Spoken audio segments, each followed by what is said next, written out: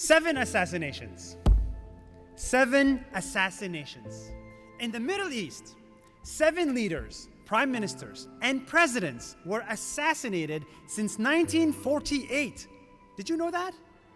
My whole life, I thought leaders were killed because they wanted war, because they wanted destruction, because they wanted chaos. Oh, I was so wrong. I did more research, and this is a true story, and I found out that 6 out of the 7 leaders were assassinated because they wanted peace. 6 out of 7 because they wanted to end war. 3 in Lebanon, 1 in Egypt, 1 in Jordan, 1 in Israel. My whole life, I thought peace, coexistence, and tolerance is the popular thing.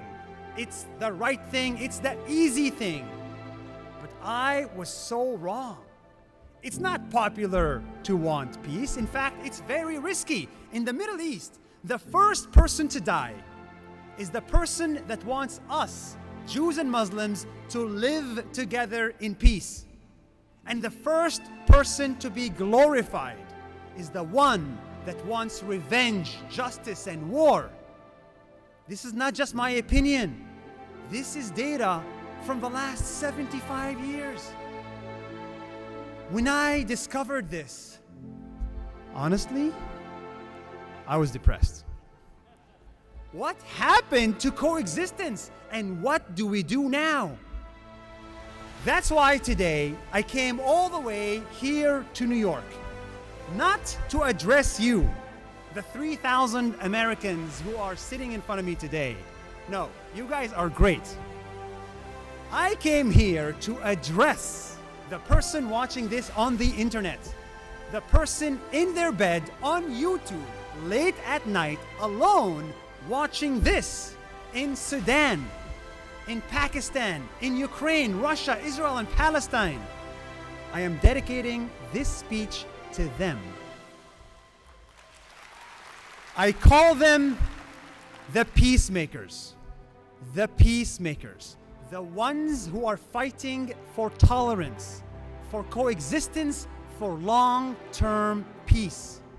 If my data is right, and if my hunch is right, and it is right, then these peacemakers are now feeling a lot of stuff. They're feeling sadness, despair, but most likely, they are feeling lonely. Why wouldn't they be? They're surrounded by war and people who are calling for death, especially in the last 5 months. Whenever there is conflict, peacemakers feel lonely. I know this feeling because I felt it too. I want to share with you my story, how lonely I felt. And I want to share with you what keeps me going. I hope it helps. My name is Nuseir Yassin. I was born and raised in Israel as a Palestinian. This is a background I do not recommend on my worst enemy. Israeli citizen, but Palestinian origin? You are born a controversy. Part of me wishes I was born in Denmark instead, with blonde hair and blue eyes, like you and you. But I wasn't. I was born in northern Israel with this face. And ever since I was a kid in the village, I was confronted since day one with conflict and hatred. Everyone around me who spoke Hebrew hated the Arabs. Everyone who spoke Arabic hated the Jews. But that did not make sense. I never believed in hate. I always believed in peace, tolerance, and coexistence, even as a child. I think I got these crazy, controversial ideas from my dad. So thank you, Dad.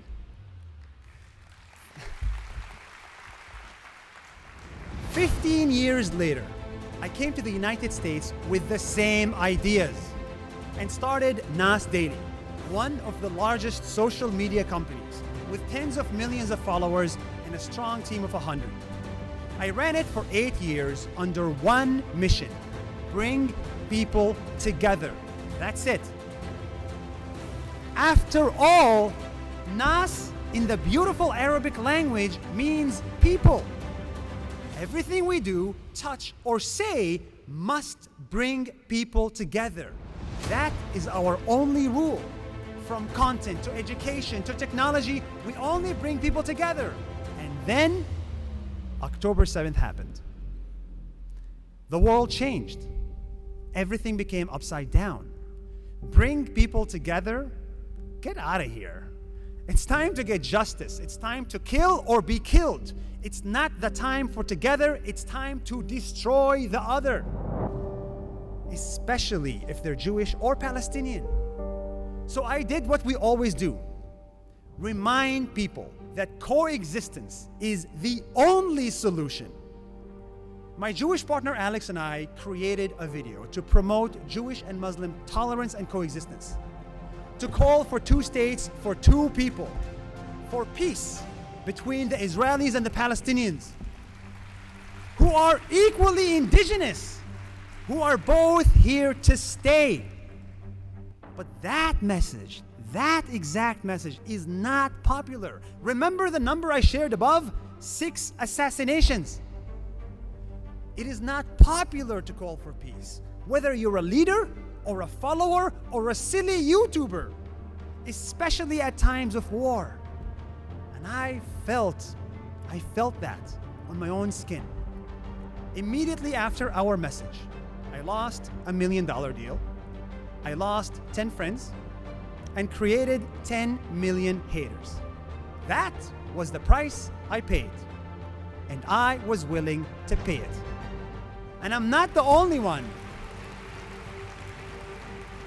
I'm not the only one paying the price. To the person watching this on the internet, through these cameras, the peacemakers, the ones who feel lonely today, you can relate because you pay a price too. Every time you speak up, someone tells you to shut up.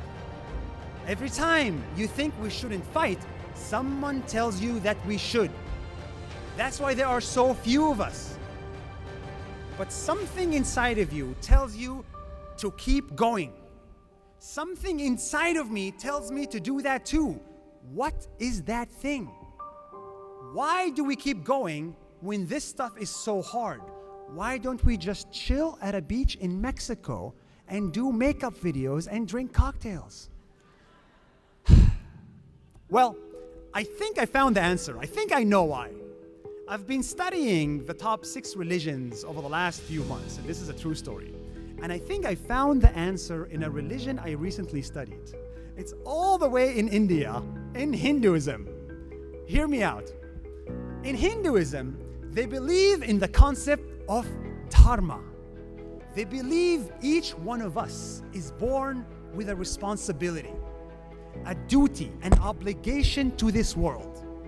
If you are alive on this planet, you have a responsibility to do what you are born to do, no matter what. My dharma is to bring people together. The doctor's dharma is to heal people. Your dharma, the peacemaker, your dharma is to bring peace and work towards peace. This obligation is so important because you cannot avoid it, no matter how hard it gets. Here is an example. There was a Hindu priest sitting by the river. He saw a scorpion drown. A scorpion drown. He picked it up in order to save it. But then it stung him. So he dropped it back in the water.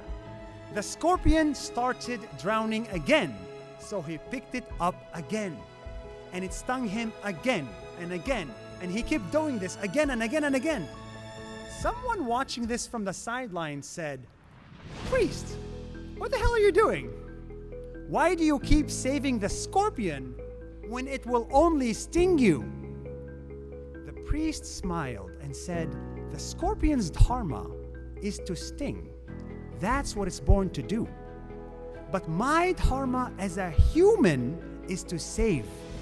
This is what I will continue to do." Do you get it? It's beautiful. As as peacemakers, our dharma is to promote coexistence, fight anti-Semitism, fight hatred wherever we see it, even if we get stung, even if we get pushback, even if we lose $1 million deals. We must continue our work because that is our dharma. That is our obligation in this world. I'm not Hindu, but I believe in dharma. And I know Daniel Pearl did that too. The biggest example of this, the guy whose name is on this award. His obligation in this world was to bring people together. It was to tell the story of the other in faraway lands. It was to unite and humanize. He went where many of us are scared to go, to war zones. Unfortunately, he paid the ultimate price for his work. And I'm here today because of him, to continue his dharma and mine. Dear peacemakers, we all pay a price for speaking up. But if you notice, we have no option but to speak up. It doesn't mean we're not afraid. I am super afraid. To this very moment, right now, I am afraid. Every time I say the I word or the P word, Israel or Palestine, I get afraid. Courage does not mean you're not scared or afraid. Courage means you are scared. You know the price you're going to pay. You know the consequences of what you're going to do, but you're willing to do it anyway. You're willing to pay the price. That's the definition of courage. To the peacemakers, whether in Ukraine and Russia, Israel or Palestine, remember that the world is divided into two worlds. Short-term world, long-term world. In the short term, the world will make you pay a heavy price and feel lonely. But in the long term, the world will bend towards you. It will bend towards coexistence. I believe in that. Over the last 5 months, we've noticed a sharp rise in hate across the aisle. That 5 months, that is the short term. That is when we all feel lonely. But I'm still so optimistic that things will get better. Coexistence is inevitable. Because I am Israeli and Palestinian, I saw a glimpse of the future. I saw coexistence and lived it. I saw my Palestinian mother and father who hosted 30 Jewish people in their home like they are one big family. I saw my Jewish American friends in Ohio, the Jacobs family, who hosted me in their home 15 years ago. And because of them, I got into Harvard and came to America. That's the future I want to work towards. In the long term, we will wake up and thank the peacemakers, the ones watching this on their phone right now late at night, the ones feeling lonely today. Your work will pay off in the long term. That coexistence dinner you hosted, it will pay off. That peace camp you advocate for, it will pay off. That rational post you made on Twitter, I'm not sure anyone saw that because it's Twitter, so maybe that will not pay off.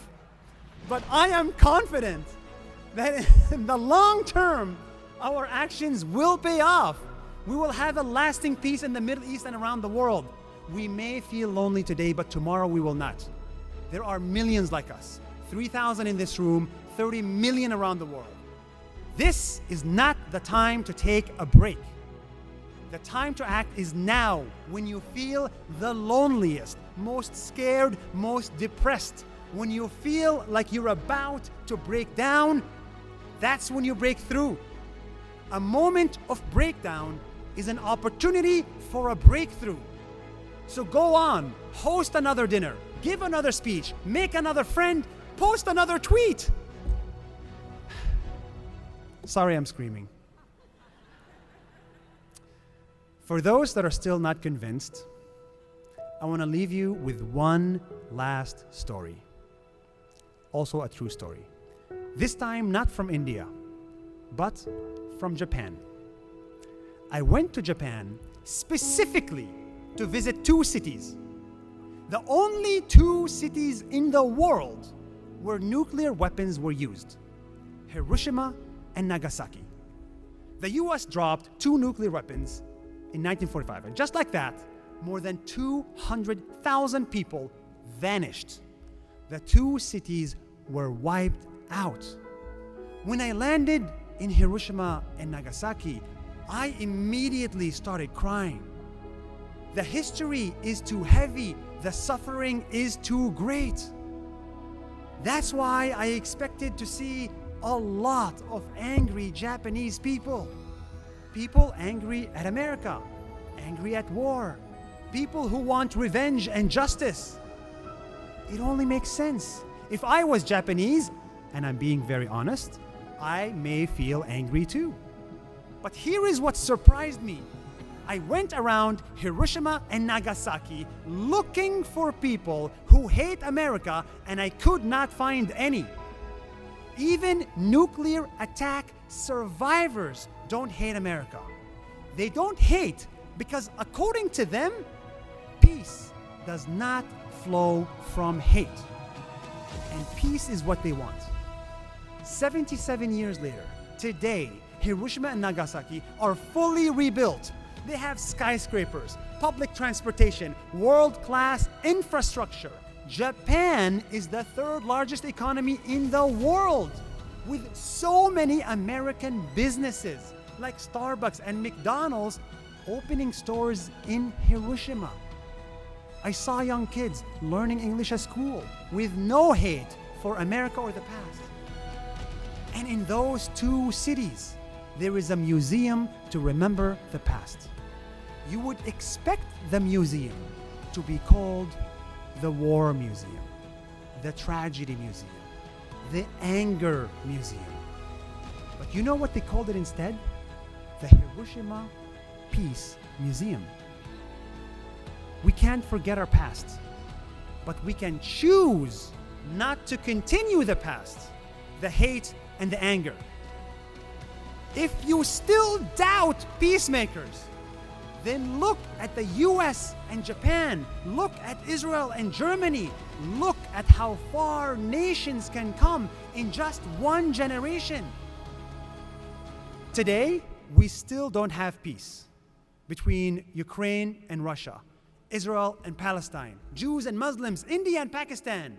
Today is the short run. But remember, if we continue our work, the long run is different. In the short run, we lose, we die, we get assassinated, we get lonely and afraid. But in the long run, I am convinced we win. We can end conflicts, we can end hate, and we can bring peace to this world. After all, this is what we are born to do. Thank you. Appreciate it.